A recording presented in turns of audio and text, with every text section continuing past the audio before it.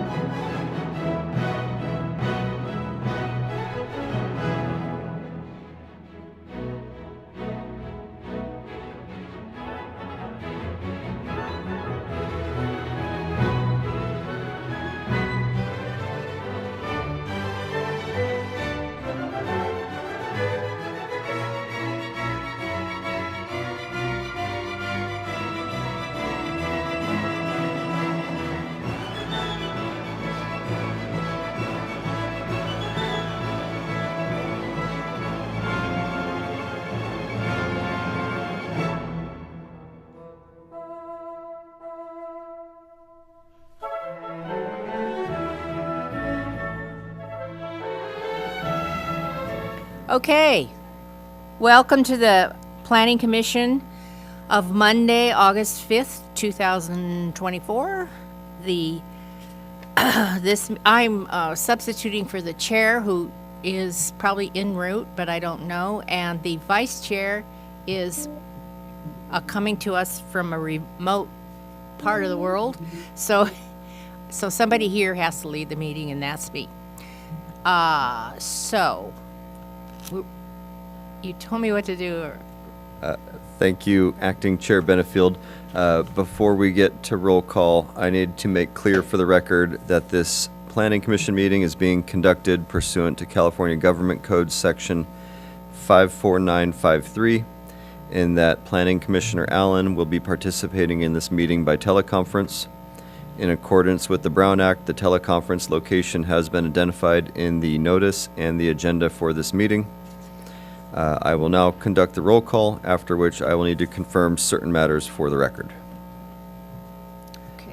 So with that, Commissioner Moyer, Here. Commissioner Slant, Acting Chair Benefield, Here. and Vice Chair Allen. Here. Great. Okay. Now, please bear with me while I go through some special questions required by the Brown Act. I would now like to request that Planning Commissioner Allen respond to the following questions. Commissioner Allen, can you hear me well? Yes. Were you able to hear our proceedings up until now? Yes. Do you have a copy of the agenda for this meeting? Yes. Is the agenda posted at the location where you are? Yes. Is your location reasonably accessible to the public, such that any member of the public could participate in this teleconference from your location if they wish to do so? Yes, there's no impediment should they want to come here. Is there any member of the public there with you who would like to participate in the public comment portion of this meeting or otherwise address any agenda item for this meeting? No. I would now like to ask that any member of the Planning Commission speak up at this time if they are unable to clearly hear Commissioner Allen. Seeing none, the record will reflect that all planning commissioners present have indicated that they are able to hear Commissioner Allen. Acting Chair, that concludes my remarks. Thank you. The next item on the agenda is the Pledge of Allegiance. Join me in that, please. I pledge allegiance to the flag of the United States of America and to the republic for which it stands, one nation, indivisible, with liberty and justice for all. Thank you. I never say. Next item on the agenda is public comment, and this is the time when people want to talk to us about planning items in the community not related to the agenda. Anything you'd like to say it now. Okay, there's no one who wants to do that, so. Acting Chair, apologies. Before we move on, What could I we do? circle back to introductions, presentations, and announcements? You always say no, so. I typically don't have them, but tonight's a special exception.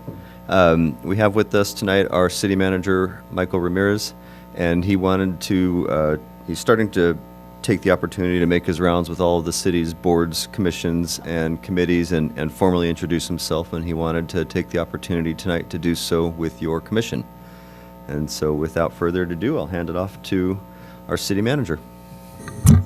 Yeah, thank you, commissioners and those in attendance. I have been making the rounds and have done this, with the ARB and the Downtown Business Advisory Board. Part of when I was interviewing for this position, I provided our city council with a 100-day plan about all the things I would do in the first 100 days, which have since passed.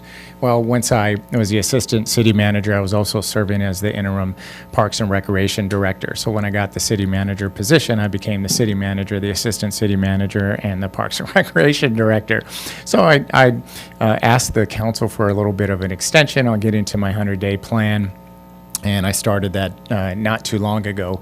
We recently hired our new assistant city manager, Ryan Kentz, and our Parks, Recreation, Community Services director, Jeanette Gant, and they've hit the ground running and made it possible for me to be here. So very appreciative for them and for you all for letting me just share a few things. I know I get asked a lot about my different views about things in the community, and I always remind them that I am a facilitator and not one of the decision makers, and that's, for you all up there at the dais, that make those decisions.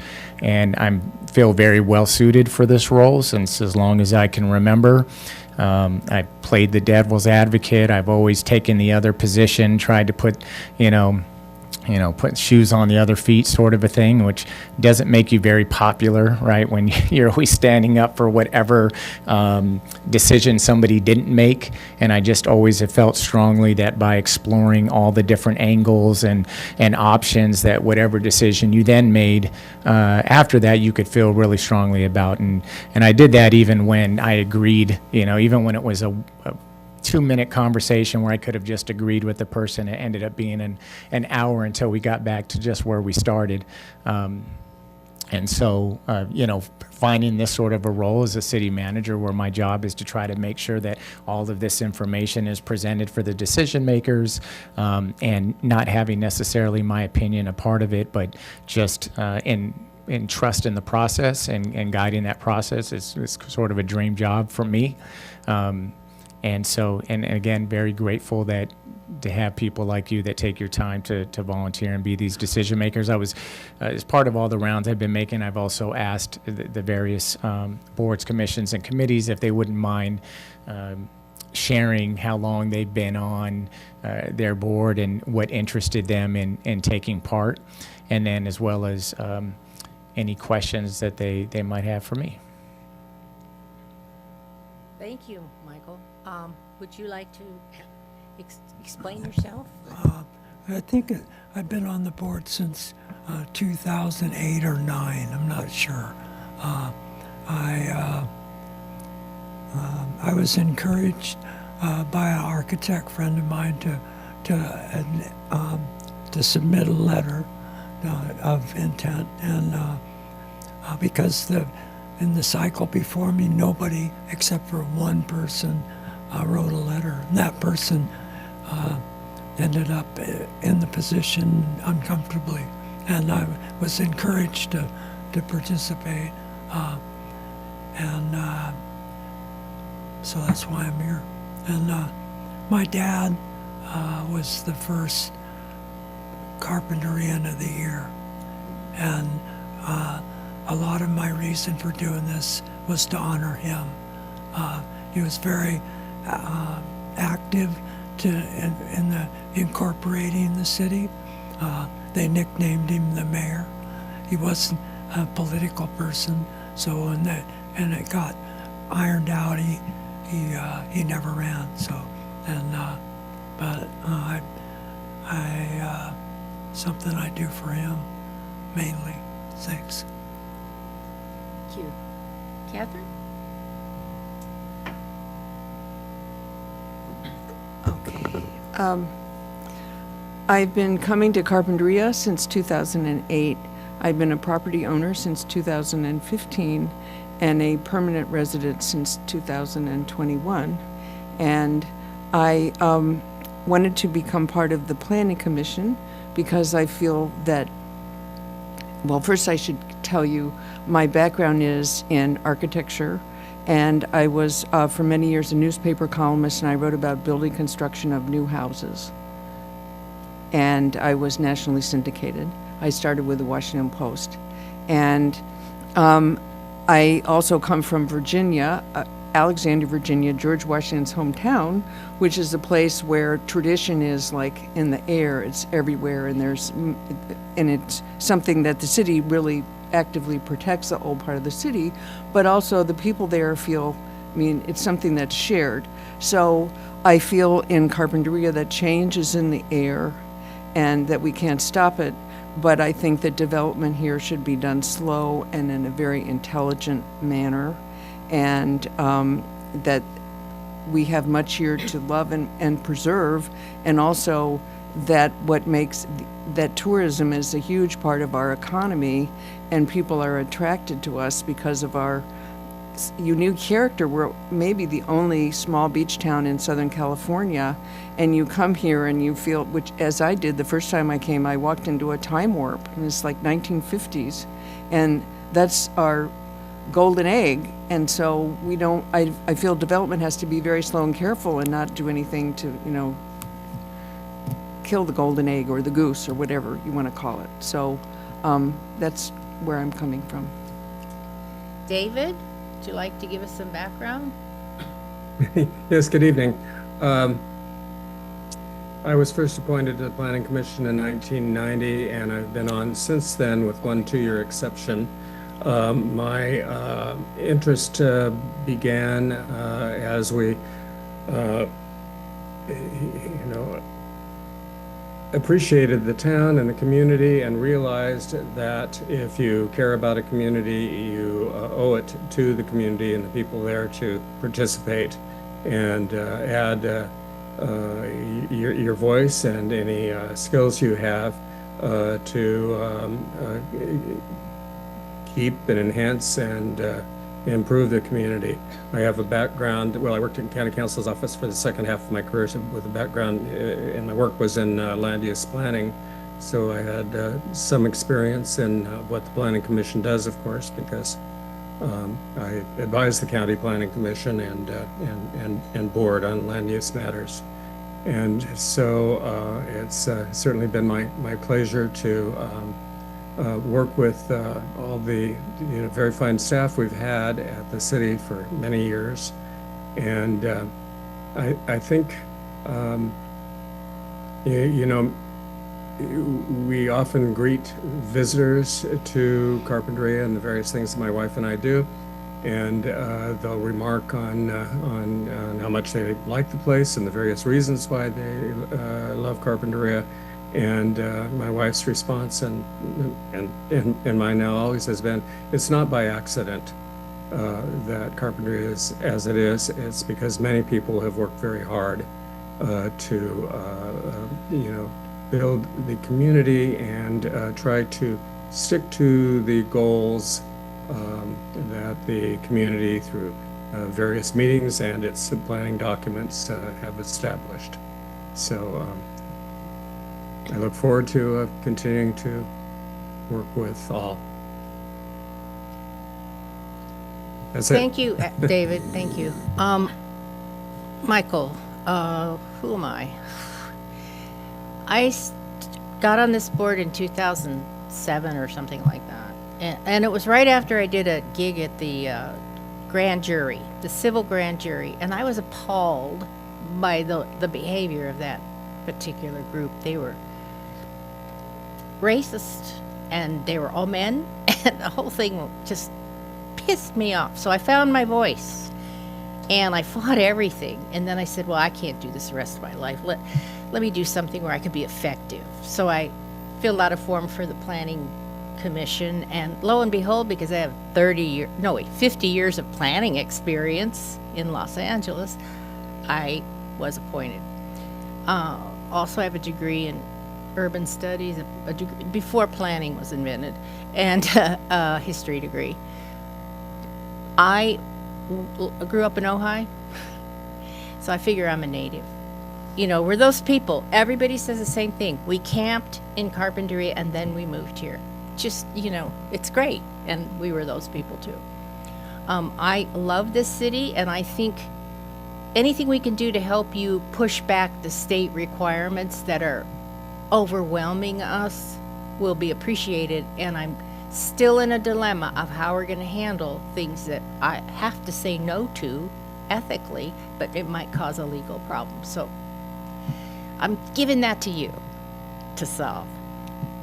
Well, I appreciate all your different, that's, I thought I knew some of you, and then you hear these stories that are pretty amazing with new information. And really, one of the things I've shared with the different groups that I've got to speak in front is how much I appreciate you guys' differing perspectives on things that are based on your background, and that's the reason why I like to kind of get to know a little bit about the reasoning and experience, because that usually is what informs those different decisions. One of the things that I was also asked during my interview for city manager is what I would do to resolve issues if the council was in disagreement, or it was something along those lines. And I kind of scratched my head, because I just thought, well, nothing. There's 5 right people that sit up there, right? And if everybody was always in agreement, we would only need 1.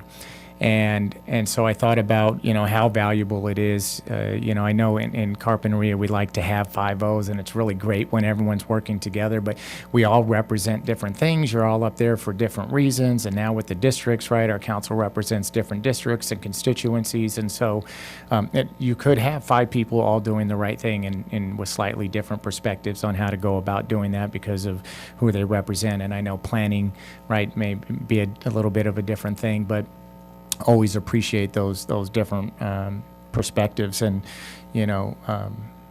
Commissioner Moyer, to your point of getting more people involved, and Commissioner Benefield about what we can do to help. So one of the things that we're looking at for our next annual work plan is somewhat of an academy for citizens in the community to come in and meet people like you and come and learn what it's like, behind the scenes here at City Hall, and then as well as with our other districts, whether that be water or sanitary or fire. And really, it was a program I got a chance to take part in Ventura County. They have a VCLA, Ventura County Leadership Academy, where you get to do all of that. And what they found is, the more informed your public is, the more likely they are to maybe go on and be city managers or join different boards, commissions, and committees. And whether they do that or not, just having an informed public to engage in conversation and public comment. And so that's one of the things we look forward to doing, so that hopefully we're able to continue to fill all these chairs that you guys are filling now, and whatever decisions you make, that legacy will continue. So I really look forward to doing that, and thank you all for everything you do. Thank you. I do want to say just one little thing. Let's see if I can remember. Yeah. The more informed people are about how things work, the less suspicious and critical and angry they are, which I think is a lot of our nation. We don't teach people how to empower themselves by learning how the system works. So anything we could do to teach people, I'm all for. Thanks.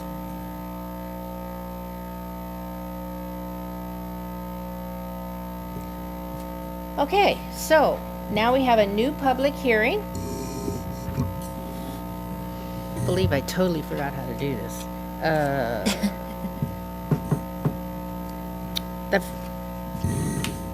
All right. Yes, right. Public hearing isn't starting yet, just background to begin with. Let's talk, the Planning Commission, I need to ask you if you've had any ex parte communications with anyone regarding this case. I have not. Okay, thank you. Those don't count. They don't really count. Just people, yeah. Okay, so the item is mayor residency remodel and additions, and Cindy Suter will tell us how this works. Good evening, Acting Chair Benefield and members of the Planning Commission. This is the Mayor Residence Remodel and Additions Project at 557 Kai Arena. So 557 Kai Arena is next door to the vacant lot, if that helps everybody with a clue. It's located just west of the vacant lot where the FAF residence is currently proposed.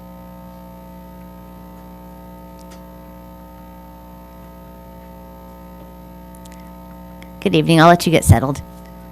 Thank you. My apologies for being late. Here. All right. Since I wasn't too far into it, it's the Mayor Residence Remodel and Additions Project at 5557 Kai Arena. Here's the vicinity map showing the site right here. For simple knowledge, it's the property to the west of the vacant lot where the FAF house is proposed right now. And here's a street view of the existing residence, very older, dated, one-story with a one-car garage. And the project statistics for tonight is the project includes the partial demolition and reconstruction with a comprehensive remodel of an existing 2,233 square foot single-family dwelling with a two-story 2,663 square foot single-family dwelling. The project is at 33.67% of the lot coverage and 39.9% for the FAR, the floor area ratio. A 242 square foot covered patio would be located at the rear of the residence. The project would upgrade the residence to a two-car garage, which would meet our current parking requirements. The maximum height of the second story would be 23 feet 8 inches above the finished grade. The eastern wing of the residence is within the front and side setbacks and would require the Planning Commission's approval of a conditional use permit. And then new walls, fencing, hardscape, and landscaping are also proposed as part of the project. So here's the site plan. Kai Arena is up here at the top of the screen. The ocean would be here at the south side of the screen. This area, the red line indicates the existing setbacks, and then the yellow area are the portions of the residence that would be structurally altered within the current setbacks. So these are the legal non-conforming portions of the residence that would be reconstructed with some of the walls remaining. And here's the first floor plan, kind of an H configuration for the house. But if you look closely, you can see these sections that where the walls still appear white, and those are the sections of the existing walls that are proposed to remain. And then the dark walls would be new walls. So in this section that's the non-conforming, about 50% of the existing walls and the foundation, 100% of the foundation are proposed to remain. So it's not a complete demolition in that area. And the second floor plan includes a new master suite up here on the second floor. You can see it's wedding caked. And here's your front elevation from Kai Arena. So here's that second story. The ARB liked the architect's solution here with having the second story nestled down into the roof, and then also having this little eave. It's a faux eave really, but it's there as an accent to break up this plane here, and then with the clear story windows here above the front entry. And here's the east elevation. You can see that the second story is centered. West elevation, again, second story centered. And here's the rear, the south State Park elevation. There's, doors and windows out to a balcony on the second floor, and then the living space down below with more doors and windows to see the ocean views.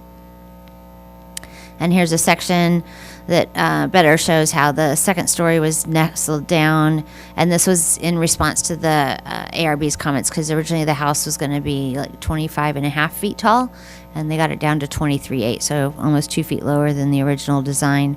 The first floor, main part of the first floor has 8-foot plate heights, which is your standard. And then the second floor has 7.5-foot plate heights here. So these walls are not unusually tall. And then here's the north-south section, also showing the plate heights. And then you can see here's the entry, here's that little clear story, and then that faux eave roof line here with the windows above, and the roof eave here too. Roof and then eave, and then clear story in the middle. Sorry. And then the landscaping plan. Basically, they've got young children, so they want to have as much lawn area in back, and the ARB was supportive of that, given their family.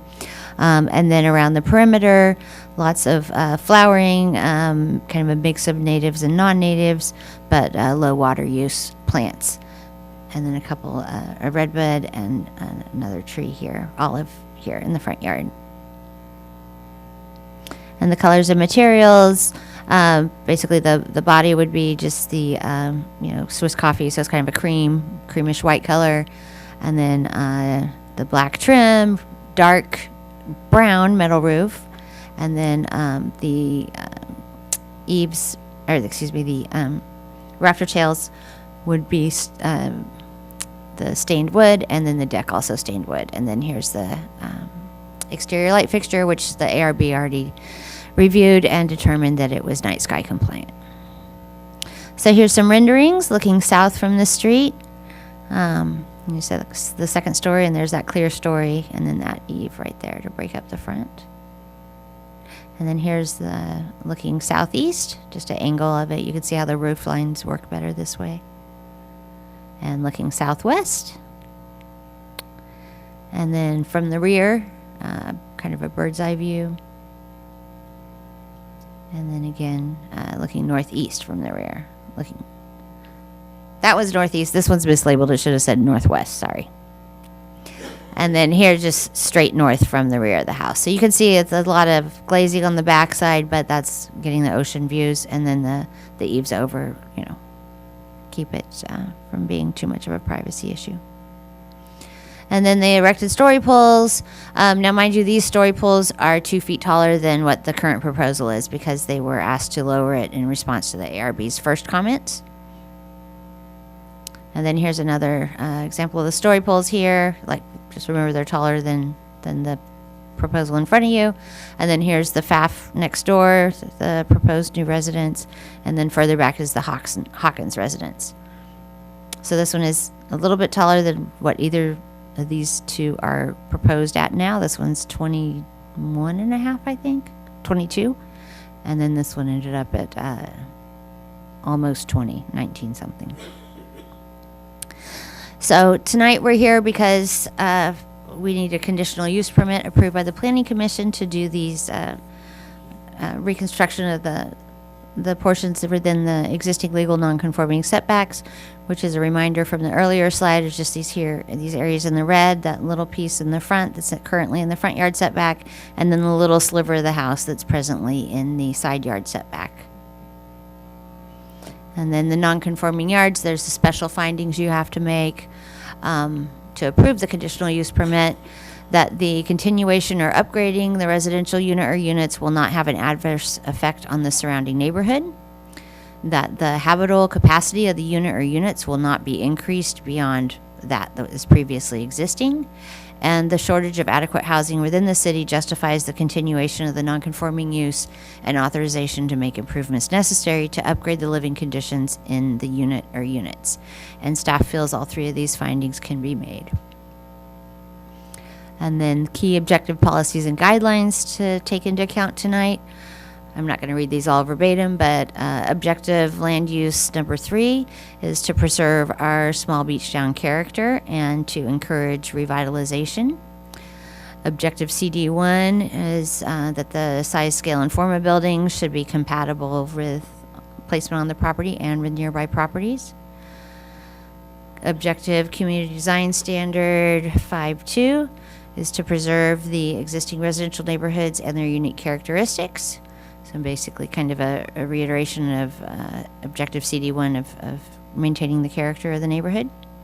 And then community design standard sub-area 5, which is the Concha Loma neighborhood, ensure that new development is sensitive to the scale and character of the existing neighborhoods and consistent with the city's small beach town image.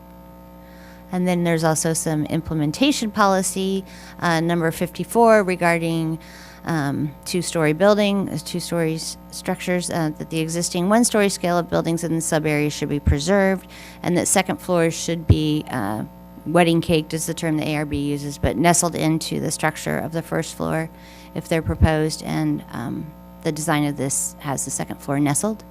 And then design guideline number 9 is that existing one-story buildings should be preserved, and where second stories are proposed, they should be set back from the first floor facade, and again be incorporated better into the structure to not be overwhelmingly a two-story structure. So this, for the second story nestled over the center, staff feels that it's compliant with that design guideline. So that brings us to our action options tonight. So your first option would be to approve the project and adopt the resolution and adopt the notice of exemption and the findings and the conditions of approval as proposed. Your second option would be to direct the applicant to prepare project revisions and return for a future meeting. Or the third choice would be to conceptually deny the project as proposed and then direct staff to return with findings for denial for a future meeting. And that concludes my presentation.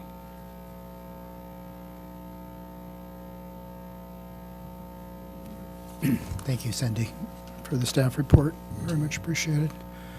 We'll take over the meeting. Thank you for Please. sitting in for me. Again, my apologies for arriving late. He's so much better at it. Okay, thanks for the staff report. Let's, if there's questions for staff from commissioners, now's the time. Anybody have questions regarding this project? I have a small. Go ahead. I do. Just- Hang on, Dave, we'll get you to next. David, just a second. One small question. I don't know what high water demand turf means. High water demand turf is most grass lawn areas are high water demand compared to something that's like natives or succulents or, something like that. So turf by nature is very high water demand. I'll defer to the Grass. architect. He may have a better answer, but grass, yeah. Oh. I somehow thought it was artificial turf. No. Okay. Yeah, no, it's Never real, mind. real growing grass. Bad day for me here. Bye. All right, David, I know you had a question. Yes, thank you. What has led to this structure with plate heights of just of 8 feet and 7.5 feet, I believe it is for the second story, being a few feet taller than some nearby recent two-story structures?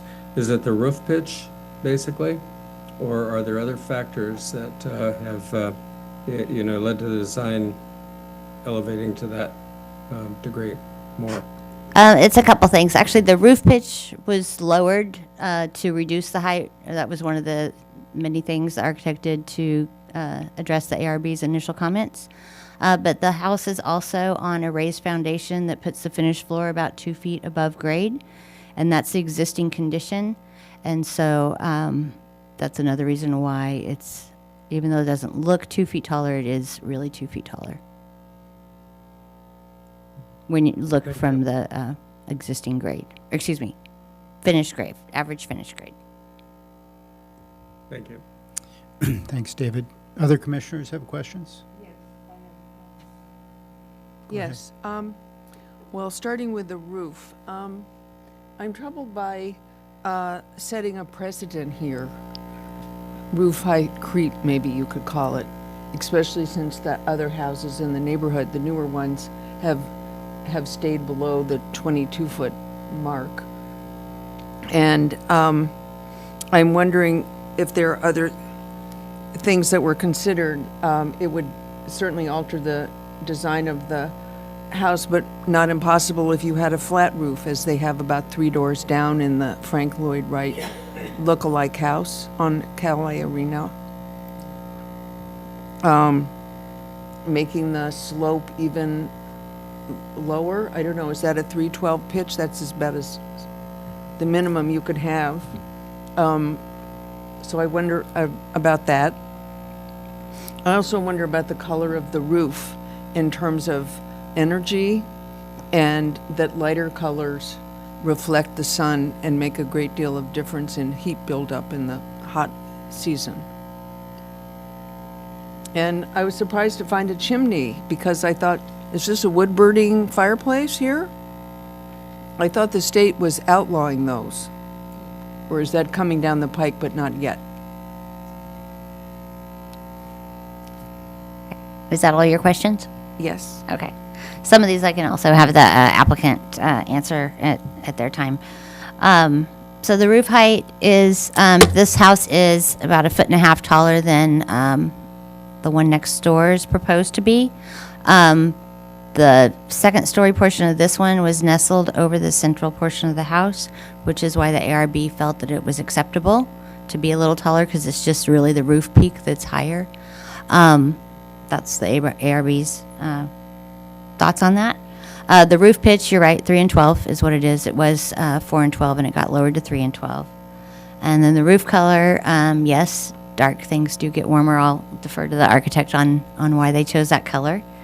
And then for the chimney, my understanding of code right now is their chimneys are more for looks at this point, because all the new fireplaces do have to be the electric, yeah. I don't even think in some areas they're allowed to be gas anymore. The plan specifically, there are 2 fireplaces, and the plan specifically says in the living room, gas, I think, does it say gas? It says some kind of non-fossil, maybe it's electric. That would be more ecological. Yeah. It says sealed gas fire appliance for the living room, and in the family room, it just says chimney. Yeah, in the city of Carpinteria, you can still have gas appliances, so that one could be gas. How about wood? Wood, I believe, is no longer allowed per code. Okay, because the shape of the chimney implies wood burning Okay. on the plan. Yeah. I don't know. I'll let the architect answer that one. I believe it would probably be electric or gas. And it's also something, excuse me, Commissioner Slant, if it's an error on the plans or if it's something that's not to code, that's something that would get captured during building plan check, assuming the project were to get approved, that, building and safety would be looking over those types of details to make sure that the remodel and any new construction is compliant with current building and safety codes regarding energy conservation and those types of matters. So it's not necessarily something that we need to get too caught up on tonight, other than to perhaps note it and make sure that we're aware of it going forward so that it gets captured throughout the next checks and balances of the project review process. Okay.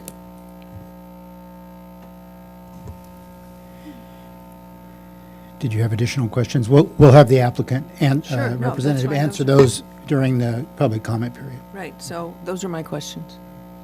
Great. Thank you. John? Yeah. So it's my understanding that the house will be upgraded, the codes will be to current codes, fire sprinkler will be installed, all of there'll be a landscape contract, all of that's drought resistant. That's all correct? Through the chair, Commissioner Moyer, yes, you are correct. Okay, Everything will have to be, everything that's reconstructed will have to be built to current codes. Right.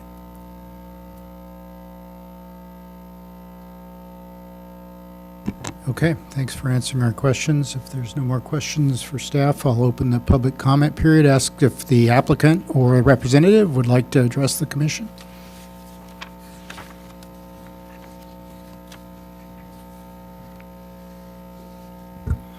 Hi, my name is Ted Meter. I'm the applicant for the project.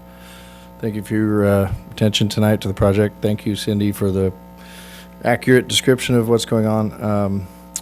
The owners are longtime Carpinteria natives, and they have 4 children, and they've outgrown their house, although it's in a dream location.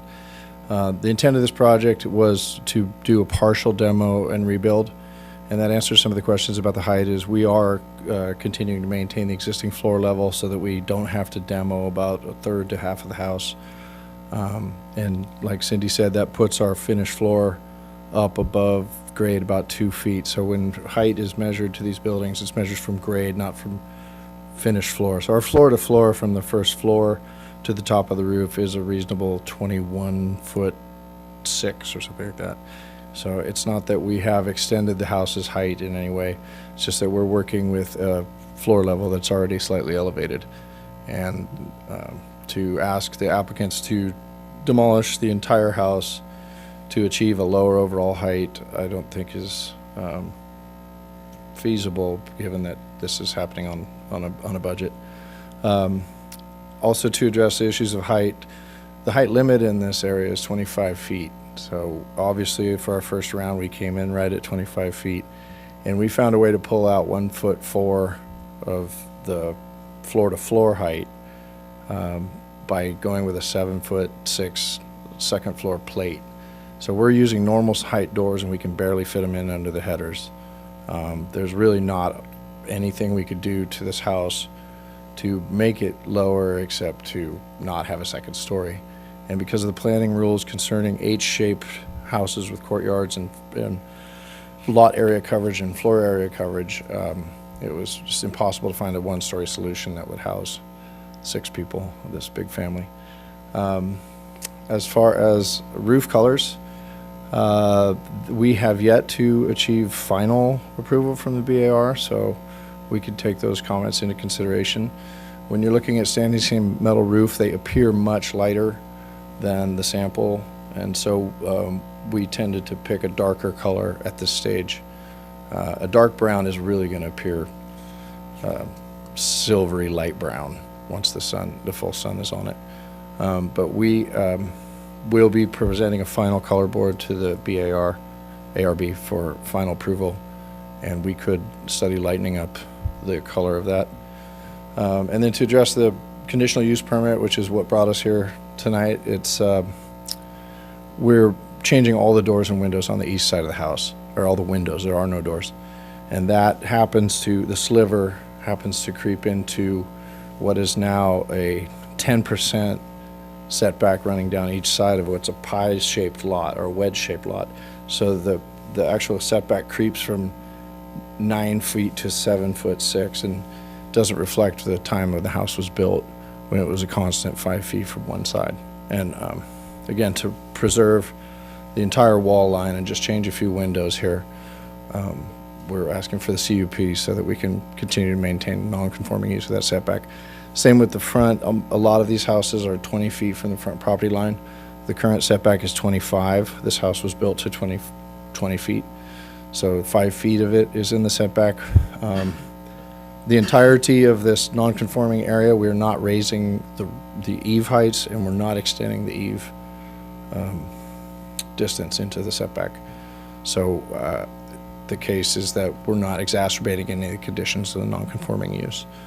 And then as the project as a whole, we're very proud of the massing that we've done. It's set back 20 feet from both side set lines. The second story part is 20 feet from the side setbacks. It's 30 feet from the front and rear setbacks for the front and rear property lines. And we think it's kind of a model of how to put a second story on a house in a sensitive area. The second story is only 18'6" wide. So I think we've done all we can. It's a very tightly wrapped project. There's no extravagant spaces, and we're just barely able to fit the plan that the client needs. So thank you for your attention, and if there's any questions I didn't answer from the first round. Okay, well, first of all, with regard to the roof, my concern is not what, yeah, it's on. My concern is that the color, darker colors absorb heat more than lighter colors, not that you pick a lighter color or darker color and it'll look lighter. I mean, that's not my focus. It's the energy consequences of the color of your roof. We can study looking at a lighter color. Architecturally, I mean, the end result of that is a white roof, which nobody wants. So, you know, it's a balance of attractiveness and Sure, energy. but there are lighter colors. I mean, and in the end, it's like the energy consumption of the house and the owners and their utility bills. Well, as new construction, this house will pass the California Energy Code requirements. It'll do a performance budget, and it'll pass, making it one of the most efficient houses in Carpinteria when it's done, regardless of the roof color. Okay. So, I do notice in the plan here, and with regard to the height, and I appreciate on the second floor that on the sides, that it's 7'6", and that is, I lived in a house for 30 years that had 7'6" on the second floor. I know that it's tight, and we didn't have sloping roof like that. But on the first floor, underneath that bedroom, I believe it goes up to 8 feet 11 inches, which was basically 9 feet. So Yeah. was there any, exactly, and only the area under the second story yes? is a 9-foot ceiling, 10-foot floor. Right, so was there any effort to bring that down? Well, it wouldn't change anything happening on the sides of the house or the wings for the first 20 feet. Those are existing 8-foot plate heights. And so as the roof creeps up towards the center of the lot, that second story would be submerged. We already have high windows. Okay, but the bedroom sits over the living room on the first floor, right? It fits in there. Yes, correct. So if you lowered the ceiling height of the living room, it would bring the roof down, would it not? Because it would bring the whole second floor down. Was that something that you considered? It seems like. No, in fact, we didn't, because we want the higher space. It's a long way across this house in some cases, and I think an 8-foot ceiling across 25 or 30 feet starts to be a little bit oppressive. So as an architect, I was striving for a more open feeling. You see, as the shoulders of that roof go up, that's going to stay the same on each side regardless of the height of the center. Right. So at the risk of this looking like a Luxor pyramid, you know, we still wanted to have a pronounced second story with windows on all 4 sides. And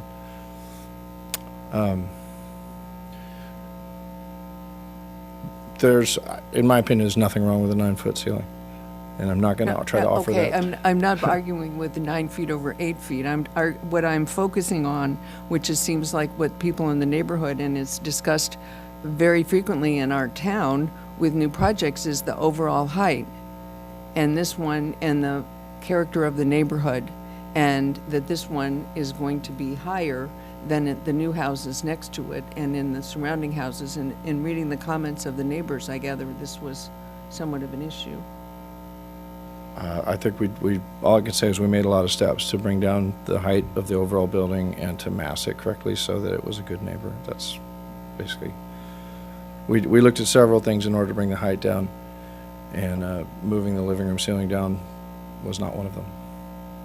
So But you could have. we could have, but that was a long discussion of multiple ARB meetings where the voices were heard and the commissioners made their requests and we responded to those. So that's a process that you just weren't there for. Right, okay. Are there additional questions for the applicant? We can come back to that issue during deliberations, but if we have, What about the fireplaces? They are barely still legal. If your fireplace is on the EPA Tier 2 voluntary fireplace program list, you can still have a wood-burning fireplace. There's a very small number of fireplaces on that list. You have about 7 to choose from. But as of right now, you can still use a wood-burning fireplace. And if it's not allowed, it will be stopped in the planning. But that's your building preference. building permit. Thank you. okay. I don't think we have any more questions. Thank you for your Okay, thank you. presentation. Anybody else from the project applicant want to speak before we open it up to the public? Great, thank you. Okay, I do have one speaker slip, Susan Mayhew.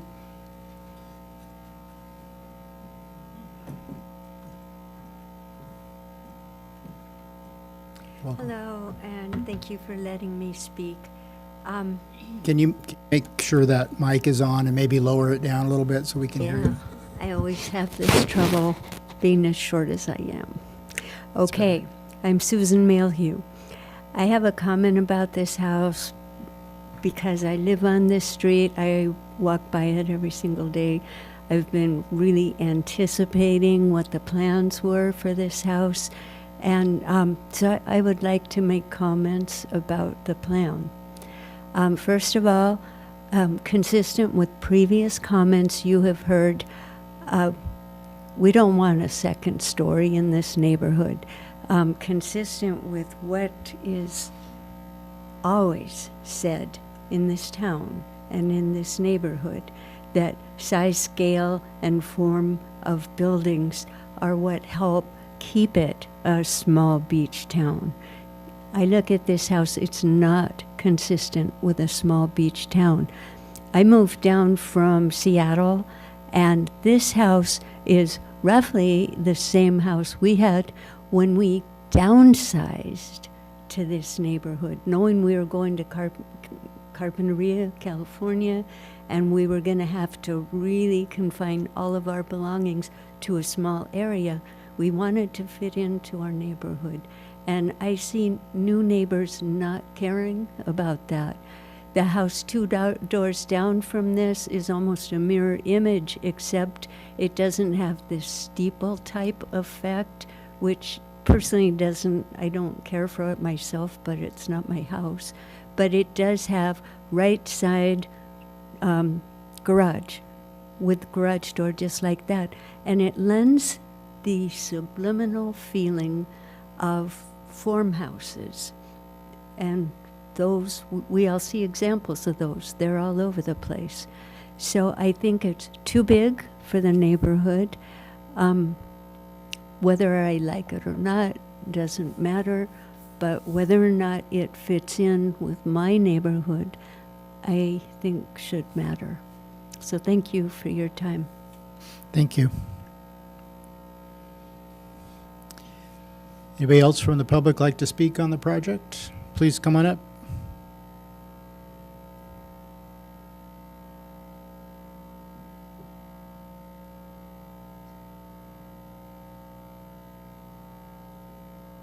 Hi, Hi. Hi. I'm Sue Skindarian, and I live at 5583 Collier Runner. We spent a great deal of time with the Hawkins house. None of us were appreciative of it, and to this day, fence is up, but it is not, it is noticeable, let's put it that way, if nothing else. Your taste may all differ, but it's a very large project for the street. This house looks like it's trying to work its way in, which I give them a great deal of credit for. Once one is done, you've broken the mold. I mean, we can't go back now. So we've made a precedent, and that's why we fought so hard for the Hawkins house. But now the precedent has been set, and it's very difficult to back down, to back away. It's there. What had happened is we allowed two-story houses, or everybody kind of went with it, on the other side of the street. Split levels were on the ocean side, and the idea was to share the view with the whole street. Well, that got lost with Hawkins, for sure. And I think that the only thing that when I look at this, it looks like it's raised off the street. We must be in a valley because our house sits down from these. The two houses that are right next door. You have this house, you have the vacant lot, you have a smaller house, you have another small house, and then ours. Ours is the third one in. And these houses seem to be raised up a little bit, and the Hawkins did the same thing. They started at one level, brought in soil, and it was higher than we anticipated. I think it was higher than a lot of people anticipated. So I would want to make sure that this wasn't going to be any higher. And the comment about the floor is interesting. You almost think, why do we have to go on top of a floor to get, the height? It's just gradually adding more height. But if you could lower the ceiling a bit, that would actually kind of fit it back in a little bit more. I don't know if that's possible, but it would be nice. So, as I say, I've kind of given up on changing things because I think that we've made a precedent. But I think that these people seem to have tried to work it in as best they can. And if they could possibly let this floor come down a bit, the top, more power to them. It would even fit in more consistently with what's there. Thank you very much for your time. I appreciate it.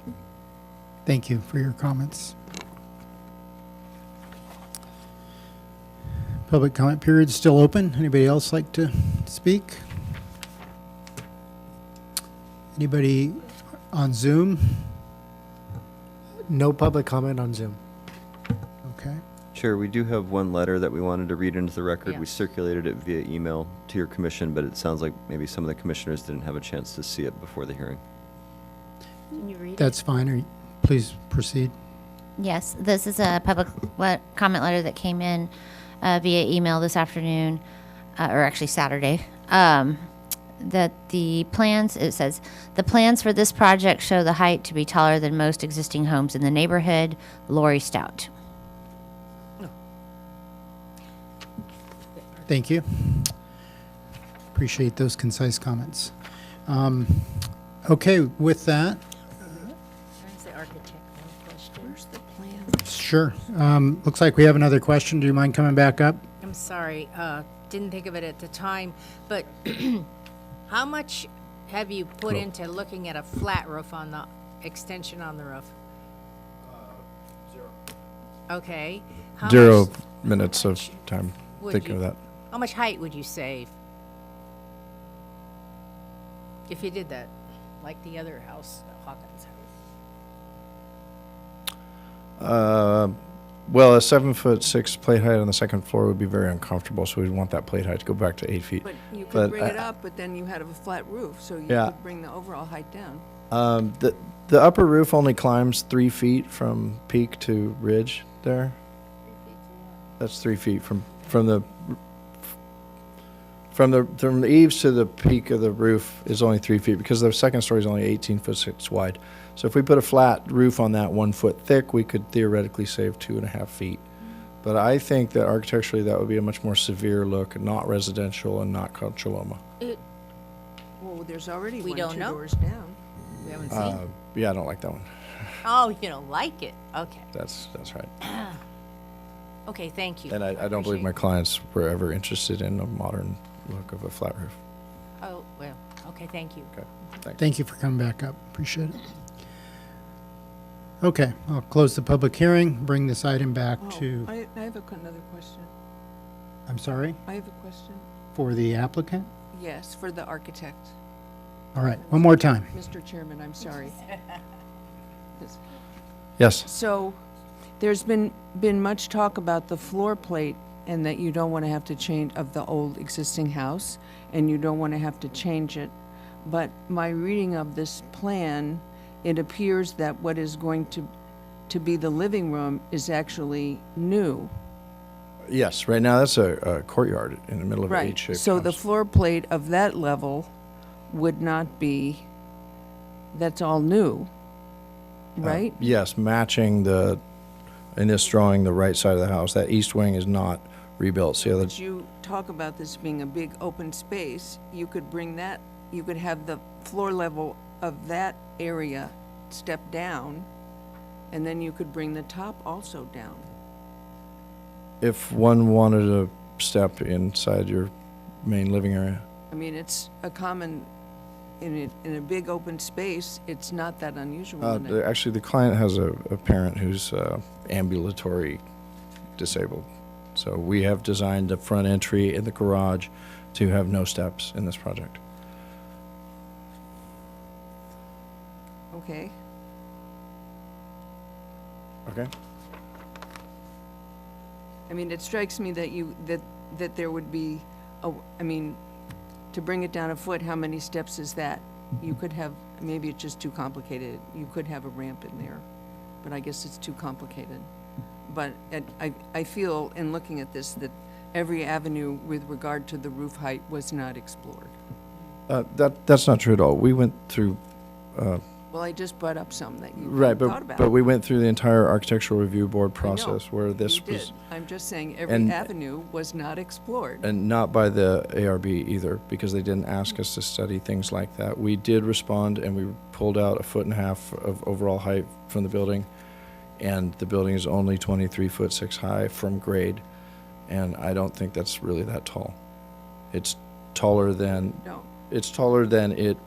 the smallest house you can design for this site, but we don't feel that it's towering, and this is largely due to the amount of setback from the street to the second story.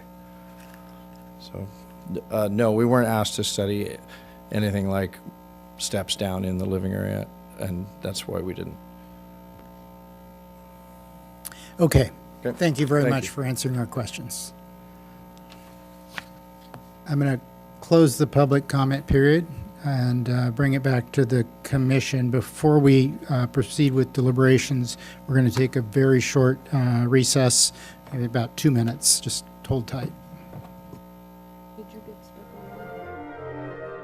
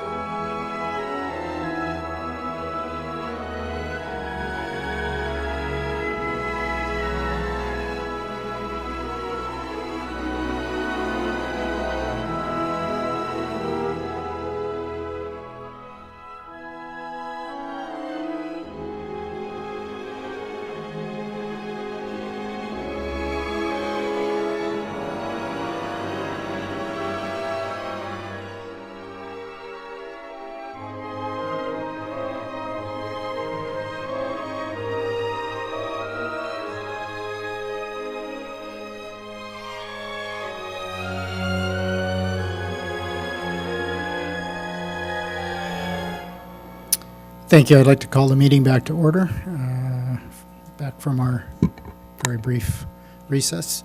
And the item is back with the commission for additional questions of staff, discussion, deliberation amongst commissioners. So I'm happy to open it up to the commission if anybody has comments with regards to the project or questions. Anybody want to go first? David, did you have thoughts? Sure. The big issue for the neighborhood, has been and still is two-story buildings in what was historically a one-story neighborhood. I identified very much with the concerns of the neighbors on the west side of the Concha Loma, Arbol Verde neighborhood areas. And unfortunately, the horse got out of the barn a number of years ago. And where and how a line can be drawn is something that ought to be thoughtfully done. This design, in my view, does not present the problems that a couple of the past two-story homes have in terms of visual obstruction. So I don't think it's a place to draw the line. The fact that it is a couple feet higher than others would trouble me a lot, as you know from a lot of other, or from previous projects. I would be looking for every 6 inches and foot two in some circumstances. With this design, though, lowering that central portion, through innovative means doesn't seem appropriate. It wouldn't look right, is what it boils down to. But more importantly, the height is at the center peak. It's not like it's 18 feet wide at a flat roof at 23 plus feet. It is a peak that is that high. And the issue, for neighborhoods, and the problem with the two-story buildings is the way they block, both the feel and the actual impact on views of the mountains from the areas, public areas to the south and the state park, and views, toward the ocean. This second-story structure doesn't meaningfully in any way impede, those public views. The applicant is faced with a design problem in that in order to, build, they can't destroy the whole foundation and start lower. They are financially, at the very least, stuck with the structural height of the existing building. So that does make it difficult to significantly reduce the whole height. I think the wedding cake design, its intent is to minimize that massive bulk facing the viewer from the street or from behind. And this is complying with that, design aim of the ARB and of our designs that we've looked for in the neighborhood and for two-story units throughout our city. So I find it hard to draw the line with this structure. I would offer, though, that what we ought to be thinking about is enhancing design guidelines and design to at least minimize the creep of two-story structures, which there are, a number now in this neighborhood. And so I think of what's, done at the beach with the string line. And so something analogous to string line limits, we might start thinking about looking at. And by that I mean looking at how far some of the worst, if I can use that word, the largest homes impede on views all the way up, using a mathematical formulation, all the way up the side walls to the second story, how far back the second story is set from both front and back, and comparing those to all the existing two-story structures and finding a mean or an average and saying, this is as far as we're going to go. I'm just offering something for future looks because, as I'm sure it's obvious, I think that this structure is reasonable for a second-story house. It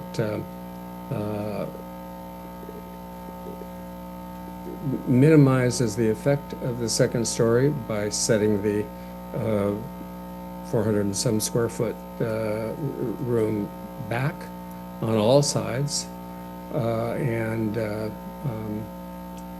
you know, the design is compatible with the rest of the house. So architecturally, in terms of look, I mean, you know, subjective opinions can vary, but it's you know, does fit the design and is consistent. It isn't, as we've seen in other parts of the town, you know, a completely different looking box sitting on top of a different style first story.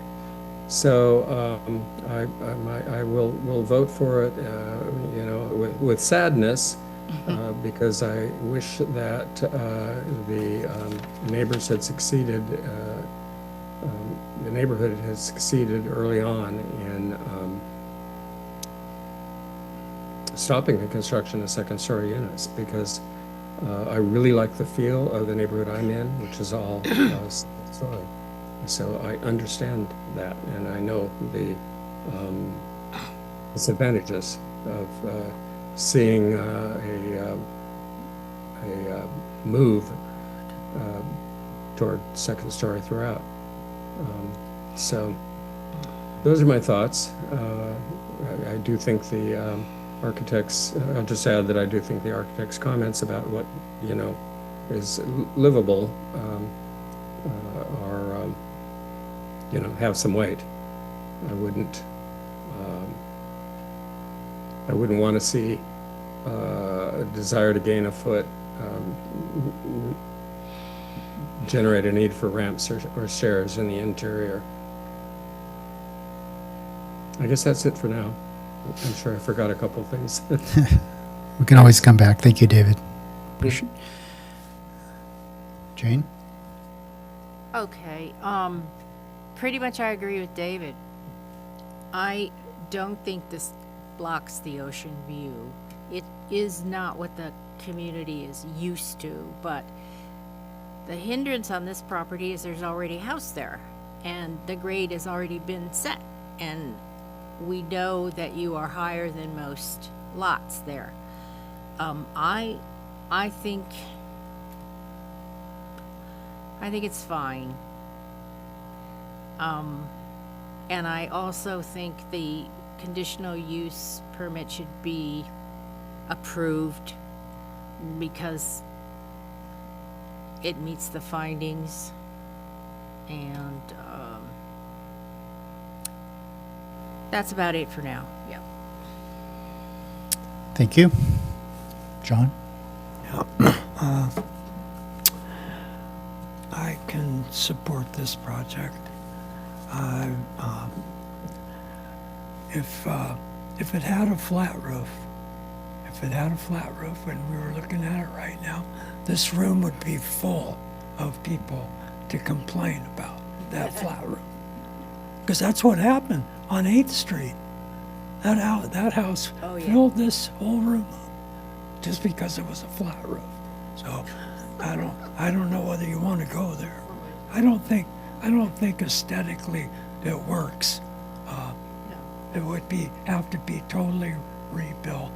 And economically,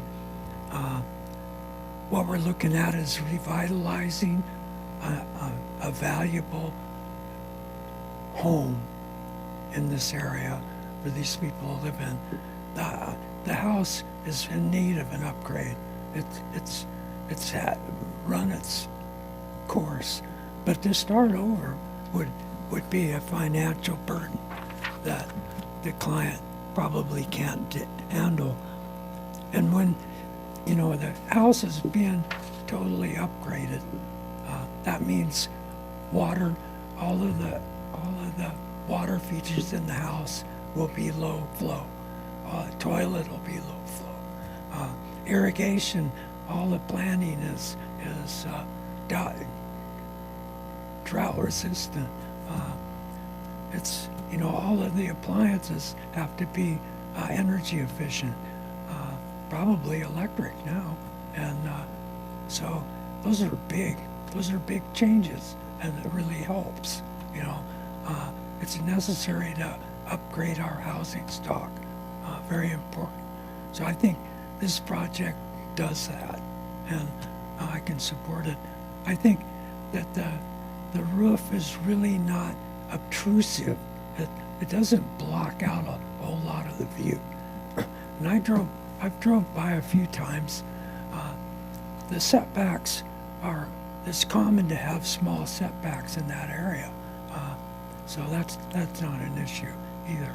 And so there's some aesthetic things I'm not really happy with, but I think the ARB has done an adequate job of getting the applicant to do as much as they could do legally or economically, and so that's. And as far as the CRP is concerned, the site is proposed to use adequate size. Yes, the serves the street. All the streets are in. They're all legal. That's not an issue. Granting the permit will not material adverse affect such neighborhoods. All of the services have sent letters, so they're all willing to serve. And the project won't be detrimental to the health, safety, of the general welfare of the neighborhood. In fact, I think in terms of the neighborhood, it's a benefit.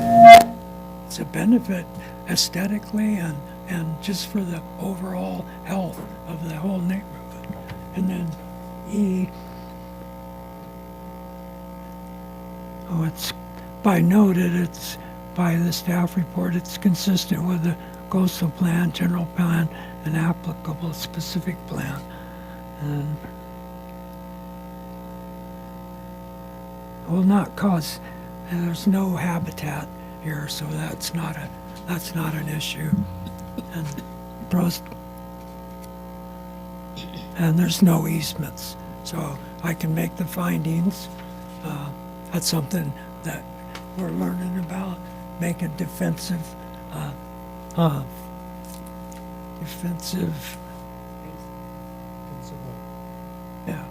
defensible findings. Yeah, so that's why I had to go through that. I hope that's all. So that's all I've got. I can support this project. Thank you. Appreciate that. Commissioner Slant? I support everything in this project, but I am very concerned about the overall height and the precedent that it sets. I'm very familiar with this neighborhood. I've walked by this building, this house, this street many times. And I do note that there are houses on the other side of the street that are two-story, and it always kind of surprised me. But anyway, I think in terms of the precedent, I take that very strongly. I personally think in looking at these plans that every avenue was not explored, and so I am voting no. Okay, thank you. And just a couple quick comments. Other commissioners have stated their points quite clearly. So I also support the project. I think it's a very attractively remodeled property. I also just want to comment on the height. This project has gone out of its way to, I guess the word I'm looking for maybe is embrace the concept of stepping back and reduced massing of the second story. And, we often struggle with bulk and scale and massing of projects. And sometimes, at least in my opinion, we can be a little overly focused on the peak height. And in this case, the overall bulk and scale is very nicely done. And I think Commissioner Allen's comments were well stated with regards to how that affects views and massing in the neighborhood. And so I'm comfortable with the peak height of this project. Again, I think it'll fit in nicely with the neighborhood. It'd be it's a very attractive project. I guess one thing I'll also comment on with regards to, why one of the reasons why the project's in front of us is the, continuation of the non-conforming setbacks. There's a number of findings that need to be made in order to support that. The setbacks were, the non-conforming setbacks we're talking about here are really minimal, and there's sort of legacies from the original construction. I'm very comfortable continuing those, and I think the findings support that well.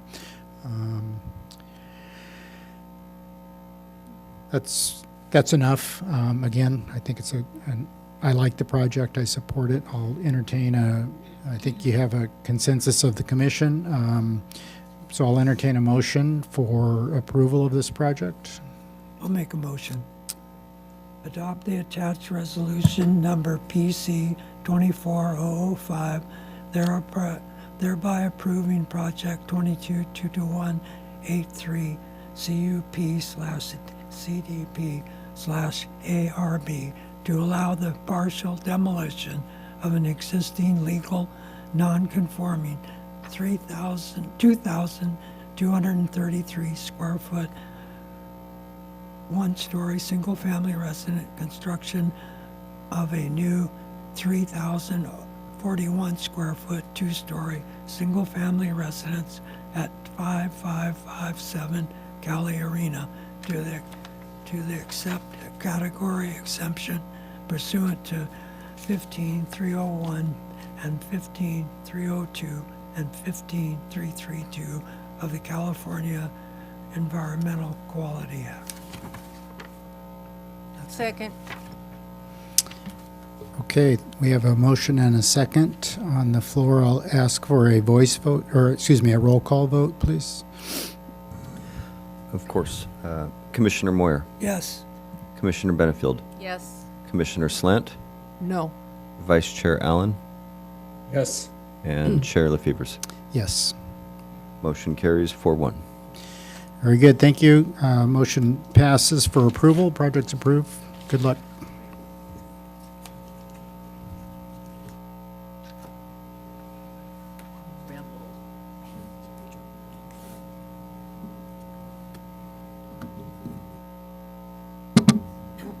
Glenn? I wanted to bring up something else. Yeah, we're not done. Okay. Give me just one moment. We'll regroup here. Okay. Oh, all right. I'm assuming it's not on this project. No. No. Okay, all right. Yeah, that's all. All right. Thank you, Cindy. Yeah, nice job.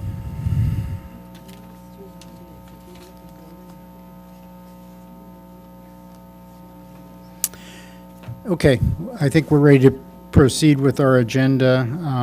We're on, is there other business that we have tonight? Chair, I have nothing for you under other business. Okay.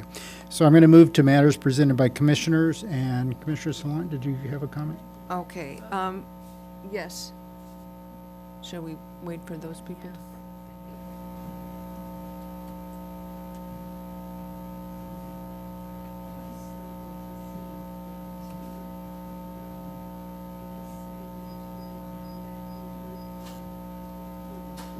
I think we're good to go. Okay, so, as I understand it, our town is out of compliance with the housing element, and this has left us at the mercy of the builder's remedy and ever more draconian laws coming down from Sacramento about density, and you get so many additional units if you put in affordable units and all of that. And so I would like to understand what we need to do to get into compliance, and why the city isn't going full bore to like get this all done with. I mean, Attorney Carlson is constantly after us that we'll get in trouble if we don't approve these projects, even if we think that it is to the detriment of our town. Chair LaFever's, Commissioner Slant, thank you for that question. You are right that we are currently out of compliance with our housing element. We have a housing element that the state has approved but will not certify. And the reason they will not certify it is because we haven't yet completed the rezones of sufficient land to meet our RENA shortfall. So the RENA is the Regional Housing Needs Assessment. This is the number of housing units that we need to plan for over this current 8-year planning horizon in order to meet our projected housing needs. And so this is a combination both of anticipated population growth and new housing units needed to meet that demand, as well as additional housing units needed to help address existing pent-up demand. So basically to help kind of correct for overpayment or overcrowding in existing housing stock in the city.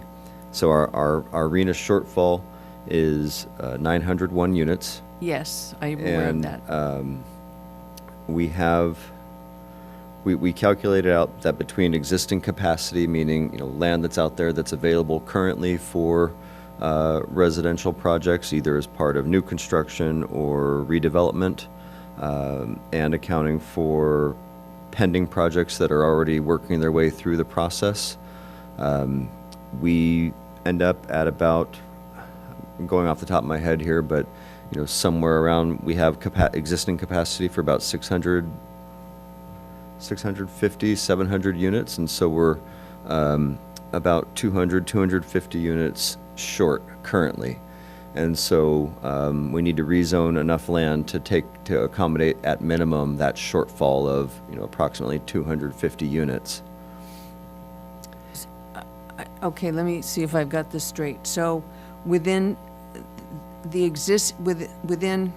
existing zoning, Under our existing zoning, we believe we have capacity currently for 600 to 700 units. Correct. So we need to do rezoning to get approximately 250. I mean, it's 701 or something, right? So it's. Yeah, it's somewhere, it comes out to around, I believe it comes out to around 250 units that we don't currently have sufficient capacity for under existing zoning. So how hard is, so the city identified, I think this is all related. When I first started, we got this very thick binder that had more than 30 sites identified as Yes. possible places. So of the 30 possibilities to get 200, is this 250 that we need to do the zoning? Is that why we're not being certified? Correct. So how many sites do you need to get 250 units? It depends on which sites are selected. So that's the work that we're doing right now at the staff level so that we can bring a proposed, kind of suite of properties to be rezoned to your planning commission and onto the city council later this year. And then we're also studying, a couple of alternatives, right? So we don't want to come to you with just, one possible solution. We're trying to study several possible solutions, anticipating that there may be disagreement amongst decision makers or the public about which properties ought to be rezoned or not. So we have a I want to say it's maybe 17 or 19 sites that we identified as what we're calling candidate sites. And these are the sites that we had identified that might make sense to rezone to higher density residential to help us meet that shortfall. These sites range in size. Some of them might be as small as an acre, and some of them, are as large as 10 acres or even 15 or 16 acres. So this is where it comes down to, depending on what that mix of sites is, there's a number of different ways to reach that target of, approximately 250 units that we're short. And so we're going through these exercises and we're trying, there's some of these sites are potentially easier to rezone than others in terms of either environmental constraints on the property or regulatory constraints. So we're taking all that into consideration and trying to come up with, kind of staff's recommended menu, if you will, and then have a couple other, alternatives that we've studied the ins and outs of and know the intricacies of to kind of lay out at least a starting point for a discussion with your commission and then the city council. So it's not something that we can, as much as I wish we could, it's not something that we can, kind of rush through very quickly, but it is something that we are continuing to work on very deliberatively with the hopes of getting an item in front of your commission for later this year. Well, next month, I believe, the committee that's working on the land use plan revision, the general plan is meeting. Correct. And are we going to start considering it at that meeting? The land use, In a land way. use is coming up, which is going to be a long meeting, I'm sure. In a and way, many yes. comments.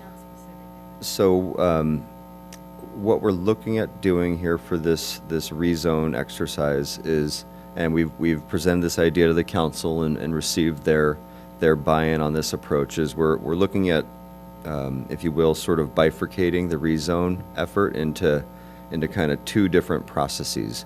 One would be trying to identify, sort of the low-hanging fruit, if you will, of our candidate sites, the ones that have the best chance of moving forward quickly, that are consistent with our existing general plan and land use plan. And how many are there? There's probably, I would say ballpark, maybe 10 to 12 of the sites that might, be able to be found consistent with our existing land use maps and our existing general plan. So we're really focusing our attention on trying to come up with different alternatives from that subset that we can move more quickly with to move through a rezone that wouldn't necessarily require a general plan amendment and additional in-depth environmental analysis under CEQA.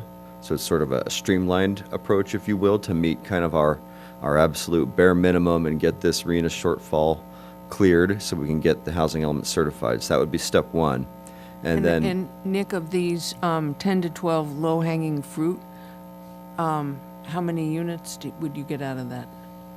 Offhand, I don't know. It again depends on what that mix of sites are, because we don't necessarily need all 12 to meet the shortfall. So we're assuming 20 units per acre minimum as the density that we're using for these calculations. So if we pick, two really large sites, that might be enough to get us there by itself. If you pick, 6 smaller sites, then you might need more sites. So it really comes down to, which sites the decision makers ultimately find as making the most sense for places where we think higher density housing is appropriate. So we're trying to focus in areas that are in or around the outskirts of the downtown. Staff believes that those probably make the most sense as opposed to putting housing way on the outskirts of town.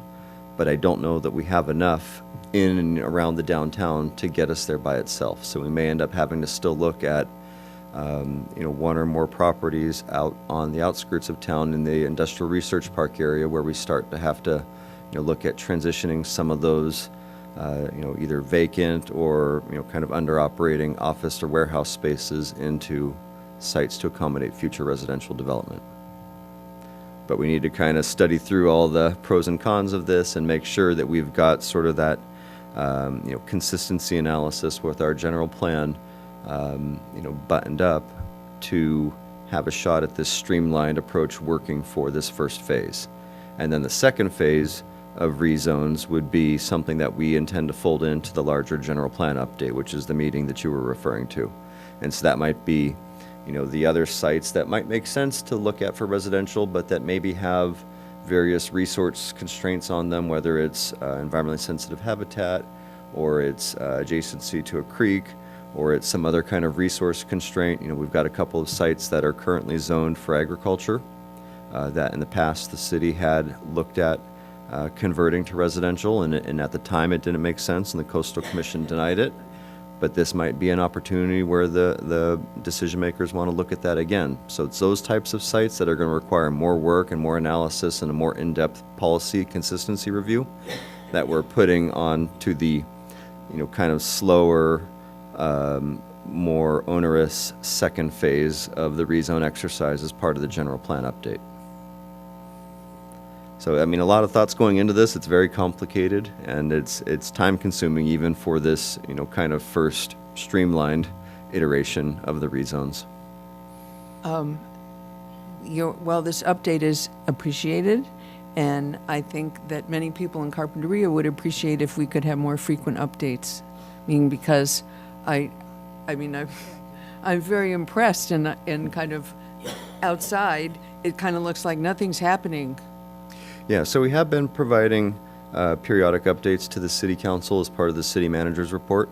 So, for example, we had just a brief update on their last meeting about some of the other housing element related items that we've been working on, which your commission's been part of. So that's the density bonus regulations, the ADU updates. Those are also all part of our housing element. And we've intentionally kind of broken the housing element up into a number of bite-sized tasks, knowing that some of these things, like the rezones, are going to take many months to get through. And in the meantime, while still working on that, we can also be moving some of these other programs along separately on their own faster track, like the density bonus regulations or the ADU regulations. All these things ultimately need to get done during this 8-year cycle, but by getting at least some of the low-hanging fruit done or these quick, easy tasks done, it helps to show the state that we are making good faith effort to get into compliance with the housing element. Okay. Thank you. Thank you, Nick. Appreciate it. Anybody else have items? Nope. Okay. Director's report? Chair Lefevre's in your packet this evening. You should have a copy of the city calendar for the month of August, along with the planning activity report and building reports for the month of July. And I don't have anything in particular to highlight in either of those reports, but I'm available if you have any questions. Okay. I guess I can say, sorry, I apologize, that the 700 Linden project, which is, you'll recall, our commercial redevelopment there on Linden Avenue, is very nearly done. So our planning staff and our building and safety staff and engineering staff have been doing their final walkthroughs throughout the month of July, and the contractor's been kind of going down the list and dotting the I's and crossing the T's on the final little details that are there. And so it's just about there and ready to be signed off, and the interior tenant improvements for the actual commercial spaces are starting to get underway. And so I'm hopeful that maybe our first tenants might be ready to open here towards the end of the year. There is a space on the second floor for a rooftop bar. I don't know if they've secured a tenant for that space yet, but for the ground, they've got the ground floor nearly leased out, and it includes a couple of restaurants, a coffee shop, a retail space, and a yoga studio so far that I know of off the top of my head. No beach liquor. No liquor store in there yet. It's not the liquor store. It's the Mexican food they had in there. Yeah. They're the best burrito in Carpinteria. I'm excited to see that project coming to fruition here. We spent a number of years on that, as you'll recall. It's a really nice project. I've heard good feedback from members of the community about the appearance. Doesn't like it. That's, nobody complained about it at the public hearing. I'll never get over that. Complained about what? The 700 building, they liked it. Okay, our next meeting, September 3rd. Attendance, I think we lost David already, maybe. It will probably be one more and probably last Zoom for a while. I'll be back in October Okay, but you would be available to attend via Zoom? by Zoom. By Okay. Zoom. Okay. Others? Well, a week before I'm having foot surgery, so I might be Zoom, but I'll try to be here. Wearing a boot so I can really kick. Well, never mind. I'll be here. Okay. I'll be here. Okay, and I would expect to be here as well. Okay, if there's nothing more, thank you all. Much appreciated. We're adjourned.